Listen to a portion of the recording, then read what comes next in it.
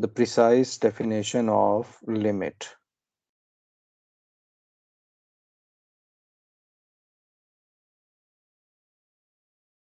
The precise definition of limit. यहाँ पर जिक्र नहीं है कि डेल्टा एप्सिलॉन डेफिनेशन क्या होती है, इसको हम समझेंगे। पहले तो आप मोटिवेशन ले लीजिए कि हमारा मोटिवेशन क्या है ये डेफिनेशन पढ़ने के लिए। आपको याद है कि हम प्रीवियस वीडियो से देख रहे हैं कि जब लिमिट ली जाती है, limit x approaches to c, f of x is equal to l। यहाँ पर अगर आप कुछ चीजें नोटिस करें, एक तो ये है हमारे पास कि x अप्रोच करता है c के, यानी कि अगर हमारे पास C है तो C पे आप लेफ्ट से अप्रोच करेंगे, तो क्या यहाँ आप कितना करीब जा सकते हैं, कितना सफिशिएंटली क्लोज जा सकते हैं, राइट से और लेफ्ट से। जब आप C पे अप्रोच करते हैं लेफ्ट से या राइट से, इसी तरह से फंक्शन अप्रोच करता है L पे। ये L होता नहीं है, ये अप्रोच करता है, f ऑफ x जो है वो अप्रोच करता है। अब साइंटिस्ट और मैथमेटिशियन पुराने दौर में ये डिस्कस करते थे कि कितना करीब होना चाहिए। मिसाल के तौर पे अगर आप बात करते हैं 1, तो एक साइंटिस्ट कहेगा आपको 1.001 करीब होना चाहिए, दूसरा कहेगा 1.00001 करीब होना चाहिए, सो ऑन के राइट साइड पे ये होगा, आई एम सॉरी 1.001 और यहाँ पर होगा 1.00001, सो ऑन। तो ये कितना करीब आपके पास होना चाहिए। अब इस डिस्कशन को खत्म करने के लिए एक नई डेफिनेशन आई और वो थी हमारे पास डेल्टा एप्सिलॉन डेफिनेशन। लेकिन उसको हम बाद में डिस्कस करते हैं और एक एग्जांपल सॉल्व करते हैं। हमारे पास एग्जांपल है और ये थॉमस कैलकुलस की जो बुक है उसकी एग्जांपल है। सपोज के y डिफाइन है 2x माइनस 1 और ये है नियर, हम इसको लिखते हैं, ये डिफाइन है near x is equal to 4, यानी 4 आपने पुट नहीं करना, 4 के नेबर्स लेने हैं, राइट नेबर या लेफ्ट नेबर, हमने इसकी बात कर ली है। तो इसको अगर आप मैथमेटिकली लिखना चाहें तो ये होगा limit x approaches to 4 2x minus 1, और इसकी अगर आप लिमिट फाइंड करें तो ये आएगा 8 माइनस 1 इज इक्वल टू 7। तो आप देख रहे हैं कि हमने पुट किया है 4 यहाँ पर और वो लिमिटिंग केस में आप पुट कर रहे हैं, आप एग्जैक्टली पुट 4 ही कर रहे हैं, लेकिन हम इसको इस तरह से देखते हैं कि 4 का नेबर आप पुट कर रहे हैं। ये हमने टेबल में देखा था, ग्राफिकली देखा था इन चीजों को, ओके। और फिर आपने एक्सरसाइज भी, आई होप के एक्सरसाइज 2.1 जो कि प्लेलिस्ट में है वो भी देखी होगी। तो अब क्वेश्चन ये आता है कि हमने जो आंसर आ रहा है ये कितना एक दूसरे के करीब होगा। अगर आपने यानी कि 2x माइनस 1 इस 7 के हम कितना करीब रखना चाहते हैं अपनी मर्जी से, कि इसको मैं इस तरह से क्वेश्चन पोज करता हूं कि for what value of x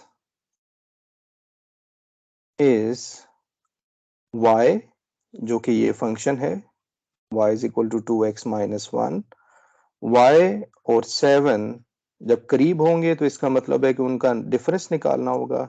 जब आप कहते हैं कि 2 3 के करीब है तो इसका मतलब है आप कहते हैं कितना करीब है, 3 माइनस 2, यानी कि 1 डिस्टेंस 1 यूनिट के करीब है।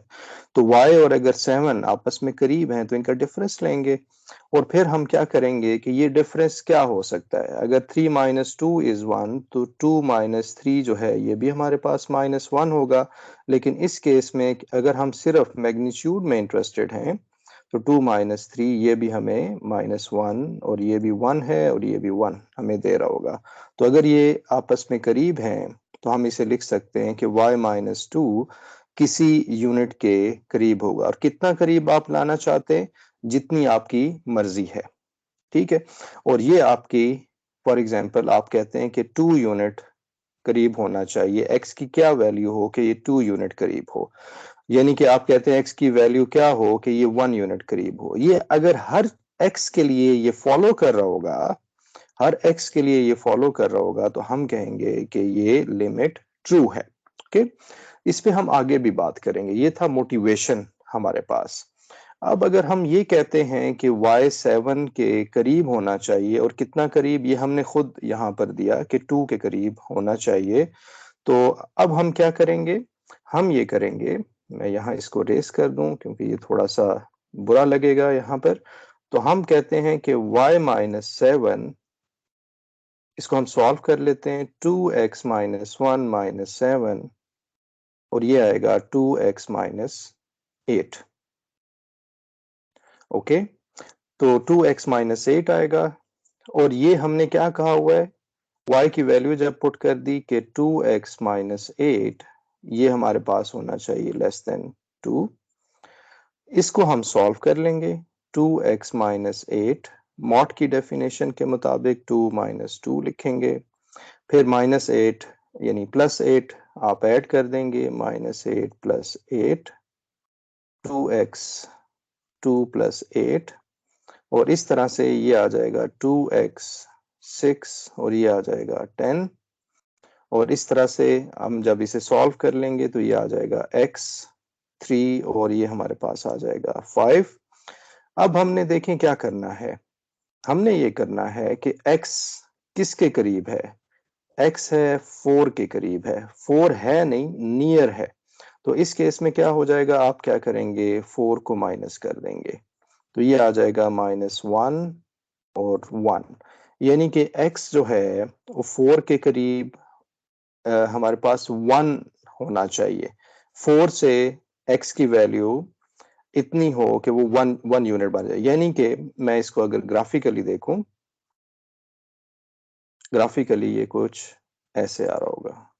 ये हमारे पास है 4, तो 4 1x और 4 का डिस्टेंस, x कहाँ हो सकता है, x आपका यहाँ हो सकता है, और ये x और 4 का डिस्टेंस क्या होना चाहिए, 1 होना चाहिए, यानी कि यहाँ पर हमारे पास आएगा 5, 4 प्लस 5, 4 माइनस 1 हमारे पास आ जाएगा 3।